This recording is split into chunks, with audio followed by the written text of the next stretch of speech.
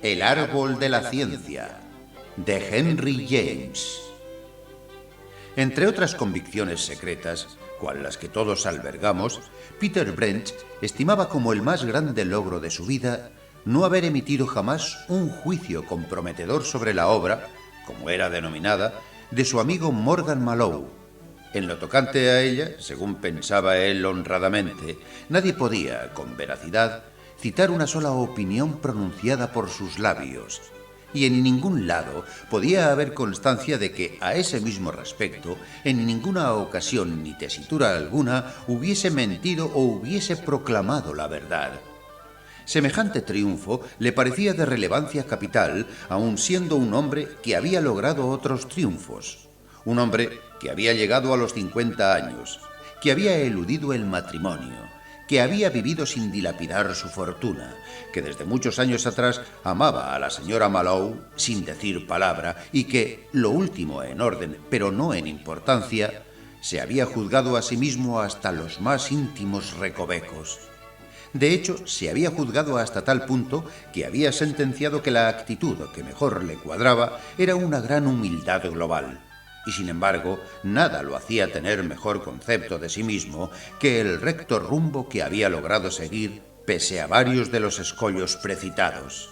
De esta guisa consideraba categóricamente un mérito que aquellos de sus amigos en quienes más confianza tenía fueran precisamente aquellos ante quienes guardaba la mayor reserva.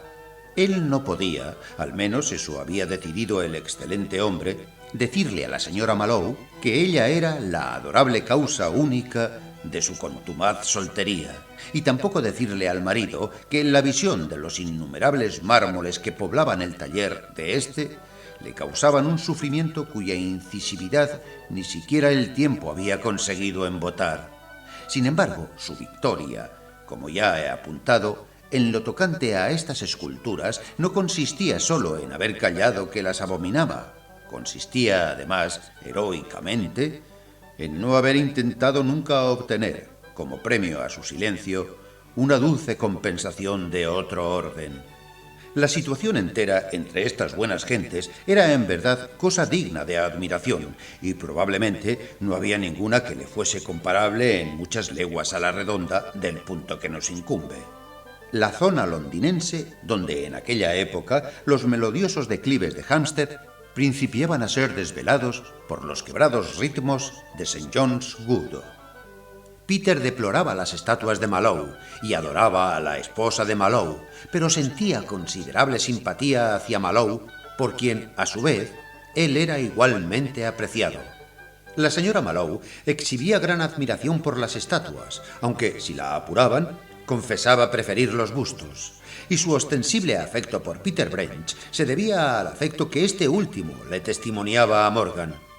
Por lo demás, cada uno de los tres amaba a los otros dos por la delicadeza con que trataban a Lancelot, el único y muy querido descendiente de los Mallow, en quien el amigo de la casa tenía al tercero, pero sin duda el más guapo de sus ahijados. Desde su nacimiento, ninguno de la familia, ni siquiera el propio niño, si hubiese sido posible consultarlo, habría hallado sujeto más cualificado que Peter para el papel de padrino. Por fortuna, todas estas notables personas gozaban, en el aspecto pecuniario, de cierto desahogo. De lo contrario, el maestro no habría podido pasar sus solemnes años de peregrinación en Florencia y en Roma, ni continuar junto al Támesis no menos que junto al Arno y el Tíber, amontonando una tras otra obras no vendidas y modelando, con lo que no tenía otro remedio que ser, una pasión de todo punto desinteresada, fantaseadas cabezas de celebridades demasiado sumidas en la época o demasiado poco, demasiado ocupadas en vivir el presente o demasiado muertas y enterradas en el pasado para concederle sesiones de pose. Ni tampoco Peter, que se presentaba casi todos los días, habría podido encontrar los suficientes ratos de ocio para colaborar con su presencia en mantener toda esta complicada tradición de cosas. Él, el depositario de estos secretos, era hombre macizo, pero bonancible, corpulento y recio, y rubicundo y crespo, de entonaciones profundas, miradas profundas, bolsillos profundos, por no mencionar su hábito de las pipas largas, los sombreros flexibles y los trajes descoloridos entre parduzcos y grisáceos, en apariencia siempre los mismos. Se había entregado a escribir, según se sabía, aunque nunca se hubiera entregado a hablar en particular de eso, y daba la impresión, ya que, según se creía, continuaba cogiendo la pluma, de que prosiguiera su actividad literaria para tener algo más, como si de suyo aún no tuviera bastante, sobre lo cual callar. Sea como fuere, lo cierto es que sus ocasionales versos y prosas, ignorados de todos, le permitían afirmar, ante su propia mirada, la integridad de su buen gusto y comprobar, paladinamente, la interdependencia de la fama y la mediocridad. La puerta verde de su propiedad se abría en una tapia de jardín cuyo estuco lucía agrietado y desvaído, y en la pequeña mansión a la que aquella daba paso, todo era vetusto. El mobiliario, los sirvientes, los libros y los grabados, las costumbres inmemoriales y aun los arreglos más recientes. A 10 minutos de allí, los Malou tenían su propia residencia bautizada como Villa Carrara, cuyo taller se levantaba sobre un pequeño terreno que éstos, en su feliz optimismo, habían anexado a la propiedad con el fin de edificar tal santuario del arte. Ello había sido posible por la buena suerte, si es que no habría que llamarla mala, de que la señora Malou, al desposarse, hubiera aportado a su marido una dote suficiente para procurarle una mínima seguridad y permitirle así, respecto del arte del cincel, mantenerse en sus 13. Y en sus 13 se mantenían, siempre se habían mantenido, el engolado escultor y su esposa, en favor de los cuales la naturaleza había rizado el rizo, privándolos de toda conciencia de lo difícil. De escultor, Morgan lo tenía todo excepto el espíritu de Fidias.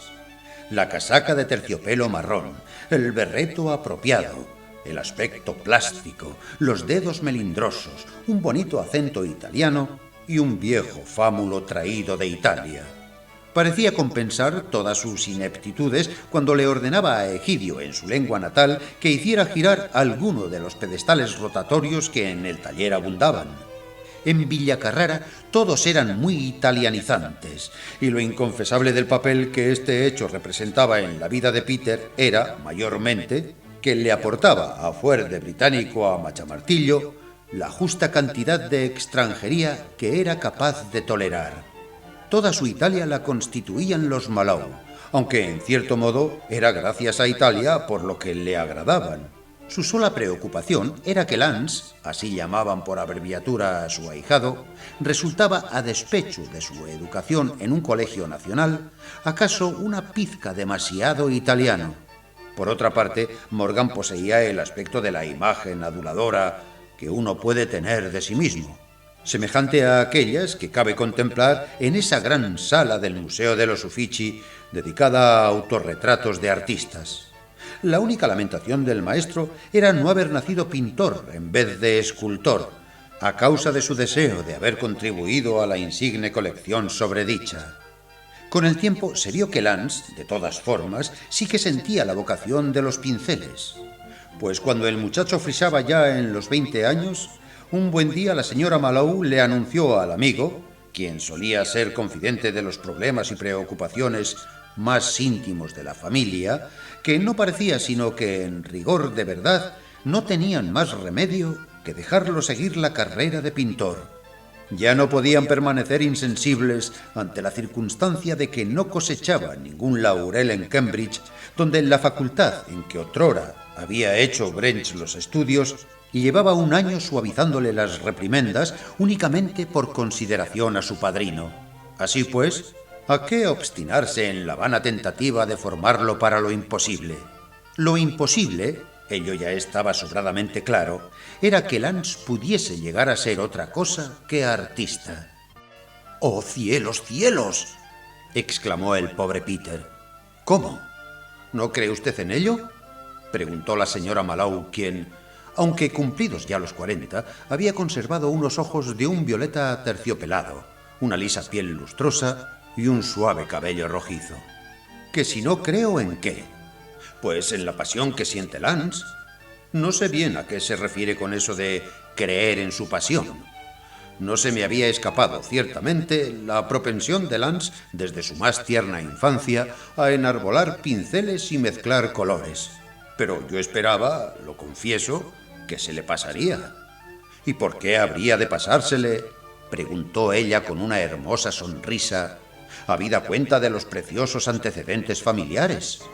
Una pasión es una pasión, aunque claro está que, naturalmente, usted, mi buen Peter, no entiende nada de semejantes cosas. ¿Se ha extinguido la del maestro alguna vez? Por un momento, Peter apartó el semblante y, a su habitual manera informe, durante algunos instantes, emitió un sonido intermedio entre un silbido atenuado y un rezongo reprimido. ¿Cree usted que también él se convertirá en un maestro?, preguntó. Apenas si ella pareció dispuesta a llegar tan lejos, pero mostró en conjunto un aplomo maravilloso. Ya sé lo que quiere insinuar usted. ¿Merecerá la pena una actividad que desencadenará las mismas envidias y suscitará las mismas maquinaciones que en ciertos momentos casi han resultado demasiado duras de soportar para el padre de Lance? Pues bien, contemos con ello, ya que nada excepto la trapacería en la triste época en que vivimos puede por lo visto asegurar el éxito, y ya que si una maldición le ha otorgado el don del refinamiento y la exquisitez, uno fácilmente puede verse teniendo que mendigar el pan toda la vida. Pongámonos en lo peor. Supongamos que él tenga la desgracia de volar tan alto que el gusto vulgar del ígnaro populacho no pueda seguirlo. Recuerde así y todo la ventaja de que disfrutará él, la misma de que disfruta el maestro. Él conocerá. Peter semejó pesaroso. ¿Ah? Pero, ¿qué es lo que conocerá? La felicidad interior, exclamó la señora Mallow con entonación algo impacientada y se fue. Naturalmente, Peter hubo de tener poco después una charla sobre aquello con el propio joven y oírle que, virtualmente, estaba ya todo decidido. Lance no iba a volver más a la universidad e iba a marcharse a París, donde podría, ya que la suerte estaba echada, encontrar reunidas el máximo número de facilidades.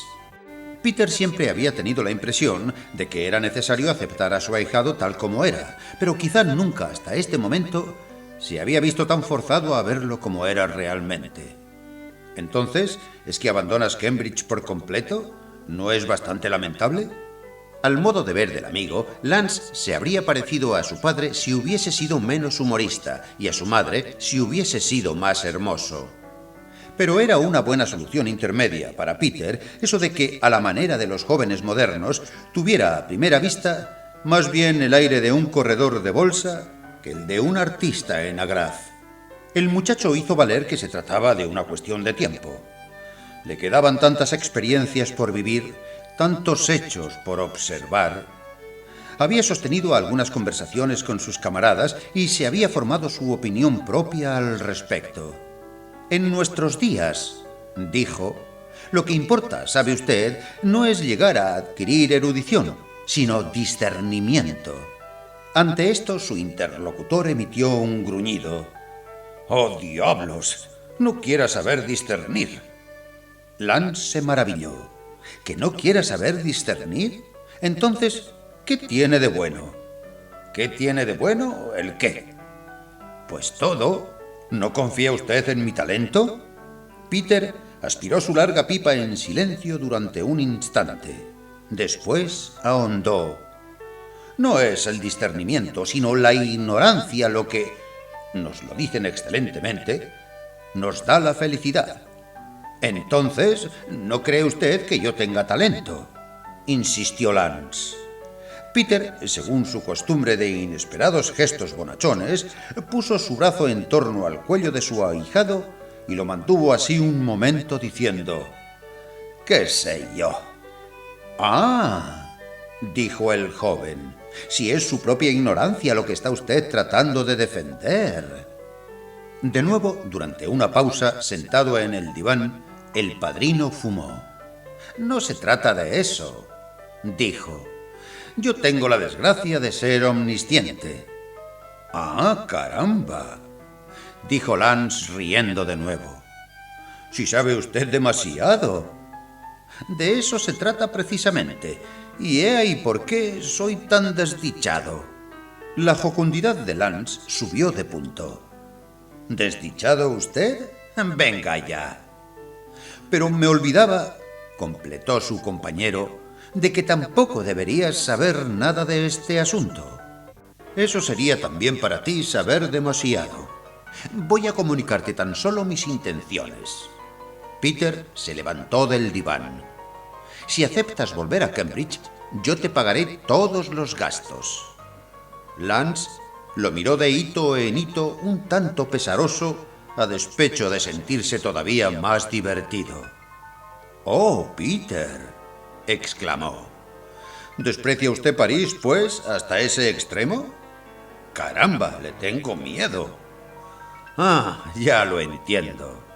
«No, tú no entiendes nada. No aún. Pero acabarás entendiendo. Es decir, corres el riesgo de acabar entendiendo. Y eso no es bueno». El joven reflexionó más seriamente. «Pero mi inocencia ya está... ¿Ya ha recibido golpes?» «Oh, ello tiene remedio», siguió Peter. «La restauraremos aquí». ¿Aquí? Entonces lo que usted desea es que permanezca en casa. Peter casi lo confesó. ¡Caramba! Estamos los cuatro tan bien como estamos, todos juntos, tan amparados unos por otros. Escucha, no lo eches a perder. Ante esto, el joven, que ya se había tornado grave, pasó a la consternación impresionado ante el muy sentido tono de su amigo. Entonces, ¿a qué se dedicaría servidor? A ser mi ahijado. Atiende, muchacho. Y ahora Peter suplicó de veras. Yo me ocuparía de tu manutención. Lance, que con las piernas extendidas y las manos en los bolsillos había permanecido sentado en el diván, lo escudriñó con mirada desconfiada. Después se incorporó. Lo que usted piensa es que no tengo suficientes aptitudes, que no triunfaré. ¿A qué te refieres con eso de triunfar? Lance reflexionó de nuevo y respondió. Caramba, el mejor triunfo, creo, consiste en satisfacerse a uno mismo. ¿No es de eso precisamente de lo que, a despecho de las maquinaciones y todo lo demás, disfruta, a su especial modo inimitable, el maestro? Tantísimas cosas incluidas en esta pregunta pedían contestación simultánea, que lo que a efectos prácticos hizo fue poner fin a la conversación, la cual se volvió singularmente difícil a la luz de tamaña evidencia renovada de que, aunque posiblemente la inocencia del joven durante el transcurso de sus estudios, como afirmaba él mismo, hubiera sufrido golpes, la quinta esencia de su candor permanecía intacta. Lo cierto es que ello era lo que Peter había dado por supuesto y lo que al propio tiempo deseaba por encima de todo. Pero, debido a alguna perversión suya, la ingenuidad de Lance lo indignó. El joven creía en las maquinaciones y todo lo demás, creía en el especial modo inimitable, creía, en suma, en el maestro. 1 o 2 meses más tarde, no solo Lance no había vuelto a Cambridge con todos los gastos pagados por su padrino, sino que además, 15 días después del asentamiento de aquel en París, Peter le mandó 50 libras esterlinas. Entretanto, en su país natal, Peter se había mentalizado para lo peor, y jamás lo que podía ser lo peor se le había prefigurado de una forma tan vívida como cuando un domingo por la noche en que, como de costumbre, él acudió a casa de sus amigos para cenar, la señora de Villacarrara lo saludó con una pregunta sobre, ni más ni menos, las riquezas de los canadienses. Ella hablaba en serio, hablaba casi con apasionamiento. Dígame, ¿hay muchos de ellos verdaderamente ricos? Por fuerza a él hubo de confesar no saber nada acerca de aquello, aunque posteriormente recordaría muchas veces esta velada. La habitación en que se hallaban estaba exornada con diversas muestras de la genialidad del maestro. las cuales poseían el mérito de tener, como sugería a menudo la propia señora Mallow, unas dimensiones infrecuentemente oportunas. Eran dimensiones, en efecto, poco usuales en las creaciones del cincel y ofrecían la peculiaridad de que, si los objetos y los detalles destinados a ser pequeños parecían demasiado grandes, los objetos y los detalles destinados a ser grandes parecían demasiado pequeños. La intención del maestro, fuese en este respecto o en cualquier otro, había permanecido en casi todos los casos, incluso tras el paso de años, inescrutable para Peter Branch. Las creaciones que tan insuficientemente la exteriorizaban se erguían un poco por todas partes, sobre pedestales y ménsulas, sobre mesas y estanterías. Todo un pequeño pueblo blanco de fija mirada, heroico, idílico, alegórico, mítico, simbólico, en que la proporción se había desviado y extraviado de tal manera que la plaza pública y la repisa de la chimenea parecían haber intercambiado sus papeles, pues todo lo monumental resultaba diminuto, y todo lo diminuto monumental. Las obras de estas dos categorías, por otra parte, eran innegablemente miembros de una estirpe en la cual, singular fenómeno, cada estatua no ofrecía ninguna información acerca de su respectiva profesión, edad o sexo. Al igual que los Mallow, ellas mismas, este pueblo de estatuas, componían la familia del desdichado Branch. Por lo menos le eran, en grandísima medida, íntimamente familiares. La coyuntura presente era de aquellas que desde hacía mucho tiempo había aprendido a identificar y a definir. Breves fogonazos de la débil llama, dulces ráfagas de un aire más clemente. 2 veces al año, con regularidad, el maestro confiaba en su suerte, aparte confiar todo el año en su genio. Esta vez, la prosperidad tenía que estar asegurada con una pareja de luto, procedente de Toronto, que acababa de hacer el magnificente encargo: la ejecución de una tumba para 3 niños difuntos, a quienes deseaban ver conmemorados en el grupo escultórico, con un estilo a la par simbólico y realista. Ese era, naturalmente, el trasfondo de la pregunta de la señora Mallow. Al suponer que estos extranjeros eran adinerados, cabía creer, por la índole de la admiración de los mismos, así como por sus misteriosas alusiones, eran gente un poco extravagante, dejadas caer a propósito de la posibilidad de otros encargos de este tenor funerario en un patrocinio futuro. Y no menos factible era que, si el maestro conseguía adquirir una mínima notoriedad en aquellos lejanos pagos, una larga serie de clientes canadienses viniera inexorablemente a hacer sus pedidos. En otras ocasiones, Peter había visto afluencias de clientes coloniales o autóctonos, grupos de compradores que, sin embargo, habían producido poquísimos vacíos en la compañía marmórea que los rodeaba. Pero se guardaba mucho, en circunstancias así, de hacer tambalearse tales ilusiones halagüeñas. Mientras duraban, constituían un bálsamo para la amargura ocasionada por las distinciones jamás obtenidas, el largo sufrimiento de las medallas y los diplomas constantemente otorgados a otros, y alimentaban así la lámpara destinada a lucir hasta el próximo eclipse. Ellos vivían, empero, al fin y a la postre, tal como siempre era maravilloso comprobarlo, sobre un plan trascendente, apenas atentos a los altibajos de la existencia. Consentían a veces deliciosamente en reconocer que el público, de cuando en cuando, no era demasiado infame como para desear comprar, pero jamás renunciaban a la muy honda convicción de que el maestro era siempre demasiado excelso como para lograr vender. A menudo Peter se decía que ellos estaban, sea como fuere, maravillosamente forjados para su destino. El maestro tenía una vanidad y su esposa una lealtad cuyo mérito y encanto habrían sido disminuidos por el éxito, privándolas de inocencia.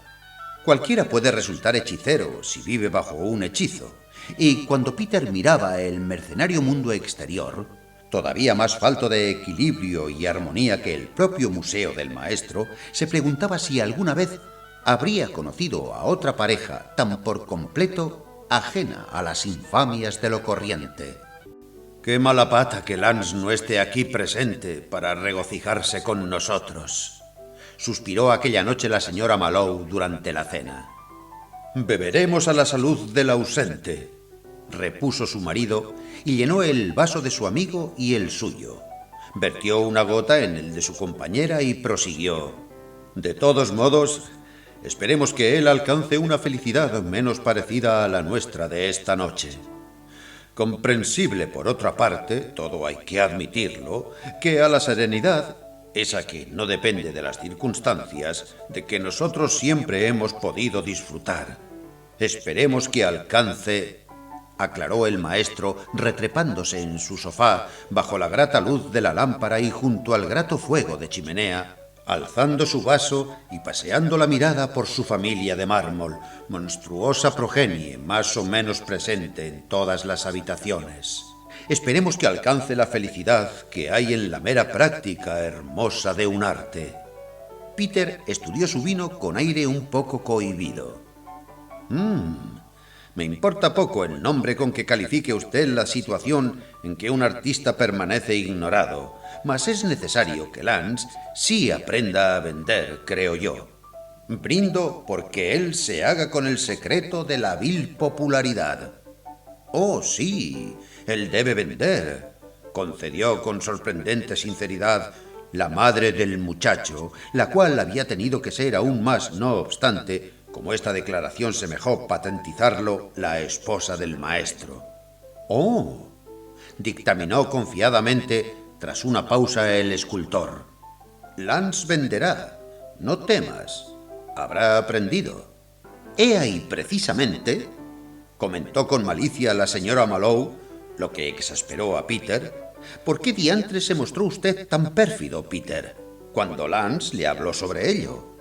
Cuando la dama de sus pensamientos lo miraba con afectuoso reproche, favor no infrecuente de su parte, Peter nunca encontraba las palabras, pero el maestro, que era la mismísima personificación de la donosura y el tacto, lo ayudó a salir de este trance como tantas veces lo había hecho.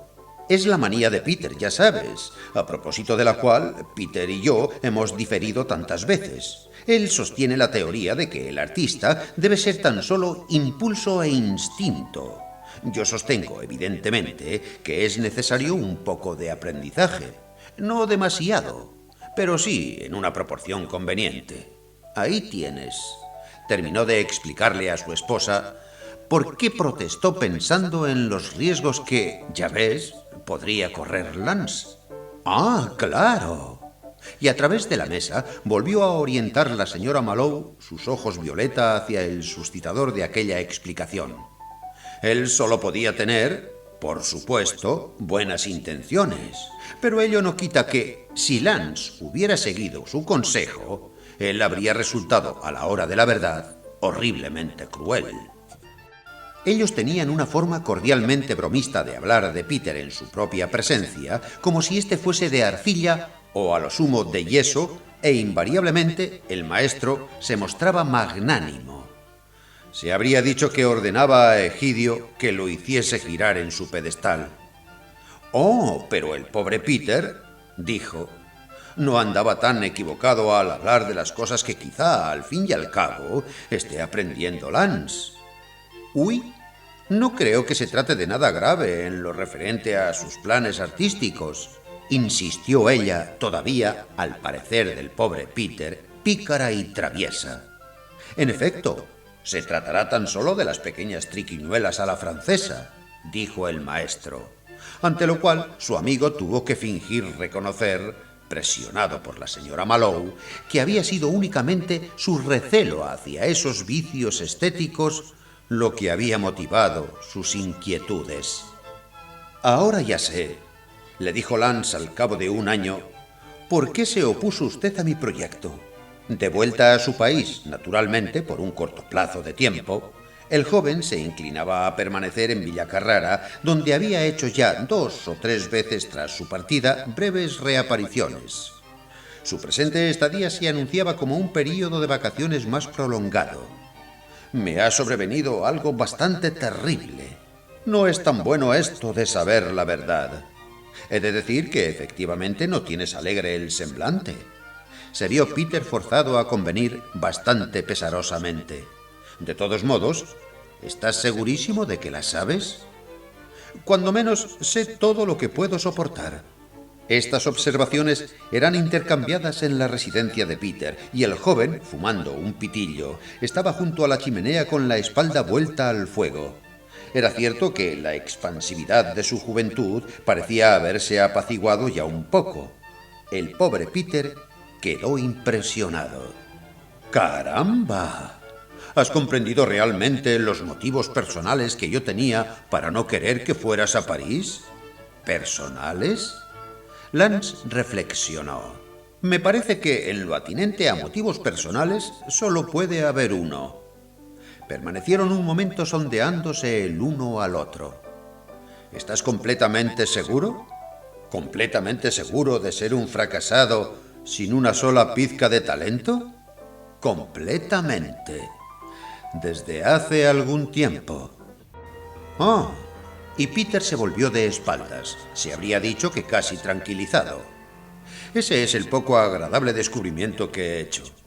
Oh, ese no me preocupa, dijo Peter, tornando a encararlo a renglón seguido. Quiero decir que personalmente me es igual. No obstante, reconocerá usted que a mí no me es igual. Vaya, ¿qué pretendes decir con eso?, preguntó Peter con escepticismo. Y ante esto, Lance hubo de explicar cómo su aprendizaje en París solo había servido para enseñarle implacablemente las dudosas características de su talento. Su aprendizaje lo había iluminado de tal manera que una luz nueva refulgía en sus ojos. Pero esta luz había tenido por efecto desvelarle demasiadas cosas. ¿Sabe usted la causa de mi sufrimiento? Un exceso de inteligencia. En el fondo, París era el último lugar a donde habría debido ir. He aprendido a darme cuenta de mis insuficiencias.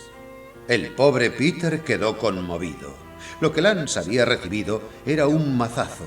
Pero incluso tras la larga conversación, durante la cual el joven anunció, sin ambajes, la dura verdad que había aprendido a sus propias expensas, su amigo traslució menos satisfacción que la que en casos parecidos se manifiesta en un semblante connotador del suave comentario. Ya te lo había advertido yo. En esta ocasión, el pobre Peter aludió tan poco a lo que ya le había advertido él, que 1 o 2 días más tarde, Lance no pudo menos que retomar la cuestión. ¿Qué era lo que antes de mi partida en realidad temía usted que yo descubriese? Esto, empero, Peter rehusó contestárselo. Le argumentó que si él solo no lo había adivinado ya, probablemente jamás lo adivinaría, y que en tal caso resultaba contraproducente para ambos dos, sin ningún género de dudas, formular el motivo de sus temores. Lance lo atalayó al calor de esto durante unos instantes con la insolente curiosidad de la juventud, incluso con el aire de que estuviesen cruzándole el espíritu 2 o 3 hipótesis plausibles, alguna de las cuales debería ser certera. Sin embargo, Peter, dándose la vuelta otra vez, no le ofreció ninguna ayuda, y cuando se separaron, el joven realizó algún que otro aspaviento de irritación. Congruentemente, en su siguiente encuentro, Peter discernió a simple vista que durante el intervalo Lance lo había adivinado todo y que para hablarle de ello tan solo estaba esperando a que se presentase la ocasión propicia. Se las compuso para facilitarle pronto otra entrevista y su ahijado espetó sin rodeos. ¿Sabe usted que su enigma me impedía dormir? Pero durante mis meditabundas vigilias me llegó la respuesta y a fe mía me hizo estallar en carcajadas. ¿Supone usted que realmente me hacía falta ir a París para descubrir eso?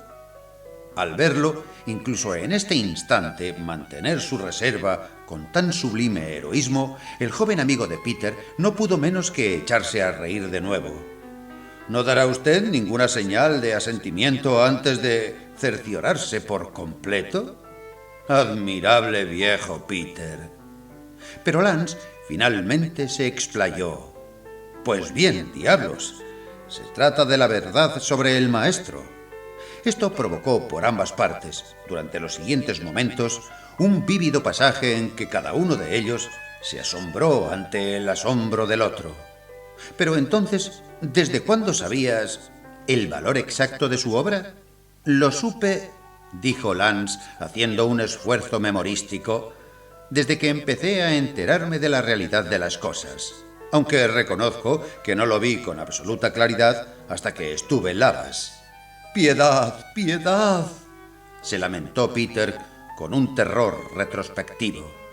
«Pero ¿por quién me tomaba usted? Yo soy un inepto incurable. Eso sí, ha habido necesidad de que me lo metieran a la fuerza en la cabeza. Pero al menos no soy tan inepto como el maestro», declaró Lance. «Entonces, ¿por qué nunca me dejaste ver que yo, a fin de cuentas», completó el joven, «no era tan idiota? Pues precisamente porque nunca me había imaginado que usted sabía. Pero le pido perdón. Sencillamente quería ahorrarle desconciertos. Y lo que ahora no se me alcanza es cómo diantres, en tal caso, ha conseguido usted mantener su boca cerrada durante tanto tiempo». Peter le brindó la explicación, pero solo después de cierta demora y con una gravedad no exenta de balbuceos. «Fue por tu madre». «Oh», dijo Lance. «Y ahora eso es lo primordial, ya que se ha descubierto el pastel. Te exijo una promesa. Me refiero», y Peter se explicó casi febrilmente, «a un juramento por tu parte, un juramento solemne que debes hacerme aquí, ahora mismo. El de sacrificar cualquier cosa antes que dejarla descubrir lo que yo descubrí». Lance lo meditó. «Comprendo». A las claras, tras un instante, ya había meditado muchísimo. «Pero, ¿qué es lo que usted cree que podría yo verme en la coyuntura de sacrificar?» «Oh, siempre se posee algo susceptible de tener que ser sacrificado». Lance lo miró intensamente. «¿Quiere eso decir que usted ha tenido que...?» Sin embargo, la mirada que recibió en correspondencia eludió esta interrogante tan drásticamente que el joven se apresuró a abordar otra vertiente del asunto. «¿Está usted verdaderamente seguro de que mi madre no sospecha nada?» Tras renovadas cavilaciones, Peter estuvo verdaderamente seguro. Si lo sabe, entonces es que es de todo punto extraordinaria. Pero, ¿no somos todos aquí unos fenómenos? «Sí», concedió Peter, «pero de modos diferentes. Lo que te exijo es de cabal importancia, porque el restringido público de tu padre, como bien sabes», se extendió Peter, «se compone de... ¿de cuántas personas? En primer lugar, tuvo el hijo del maestro la audacia de decir, de sí mismo, y en último lugar también. No sé de otra persona». Peter tuvo un asomo de irritación.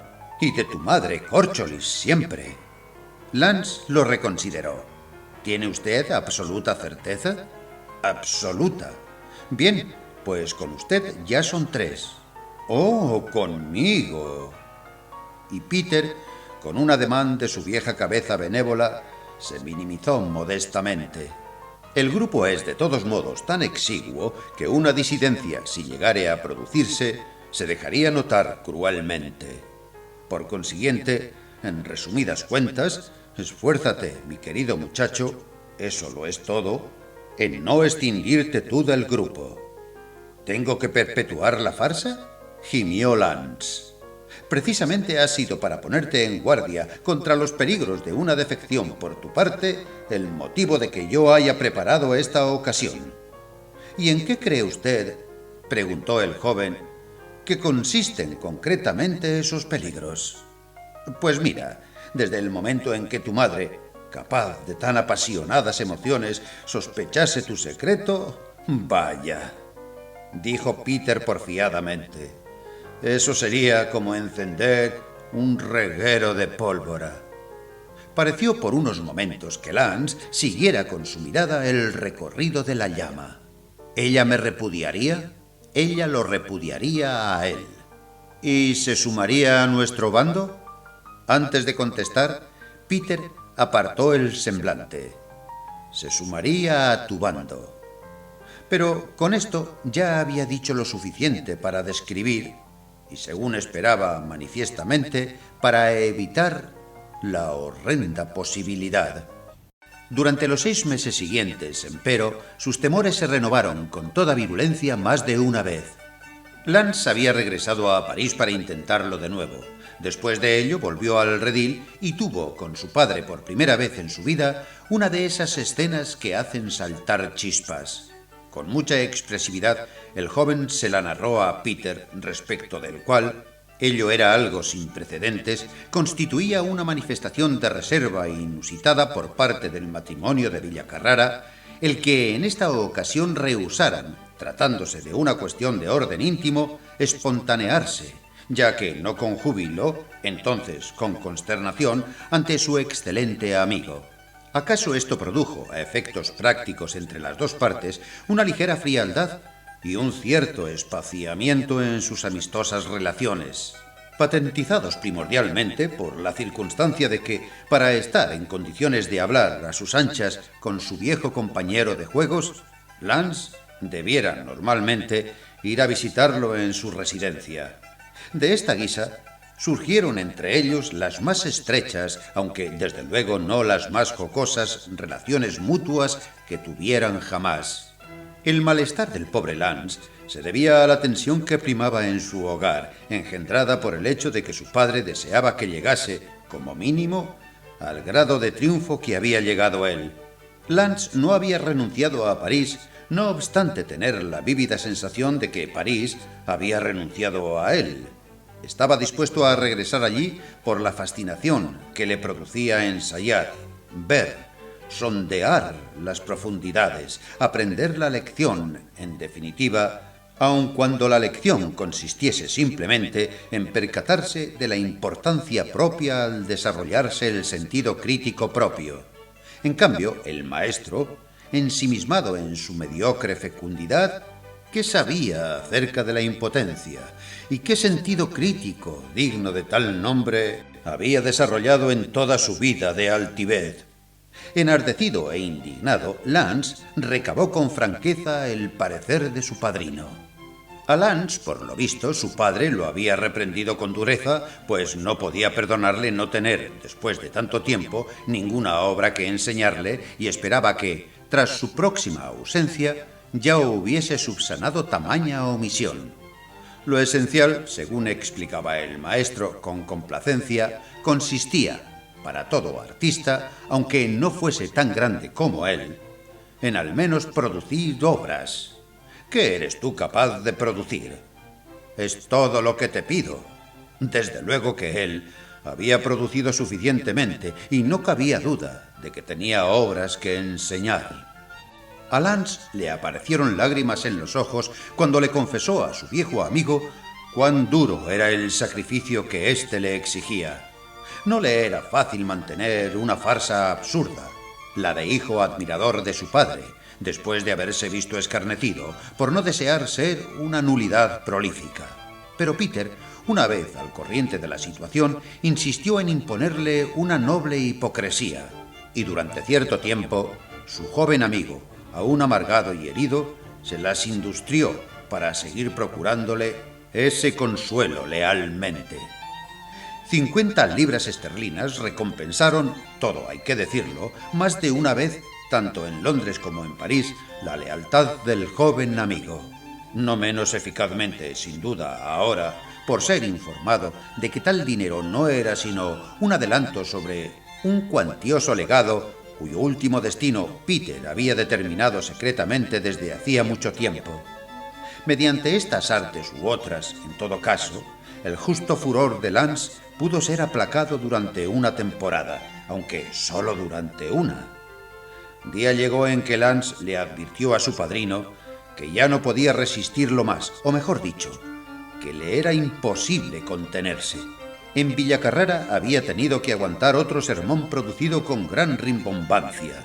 Imposición esta más onerosa a esas alturas de lo que, sin la posibilidad de contraatacar o decirle al maestro 4 verdades, podía soportar un ser de carne y hueso. Y yo no me explico, observó Lance con cierta irritación, por echar en falta los miramientos que, a fin de cuentas, pensándolo bien, le eran debidos a él mismo. No me explico, a fe mía, cómo puede usted, al punto a que han llegado las cosas, seguirle el juego. Oh, para seguirle el juego me es preciso tan solo retener la lengua, dijo Peter con calma, y además tengo mis motivos. ¿Siempre mi madre? Peter evidenció su turbación como solía hacerlo. Vale decir, apartó el semblante bruscamente. ¿Qué quieres que le haga? Jamás he dejado de sentir cariño hacia ella. Es hermosa y es un cielo de mujer, no cabe duda, concedió Lance. Pero en definitiva, ¿qué es lo que representa ella para usted? ¿Y qué interés tiene usted en lo que ella haga o deshaga? Peter, que se había arrebolado, hizo una breve tregua. Después contestó: bueno, es por las reacciones que sus reacciones me producirían a mí. Ahora hubo, empero, en su joven amigo, una insistencia extraña, intencional. En definitiva, ¿qué es lo que representa usted para ella? Uy, nada. Pero eso no hace al caso. Ella solo ama a mi padre, dijo Lance el parisiense. Naturalmente, y he ahí precisamente mis motivos. ¿Por qué desea usted evitárselo? Porque ella lo ama tan apasionadamente. Lance dio una vuelta por la habitación, aunque con la mirada siempre clavada en su anfitrión, y dijo: ha debido usted sentir hacia ella un tremendo cariño. Tremendo. Siempre, dijo Peter Brent.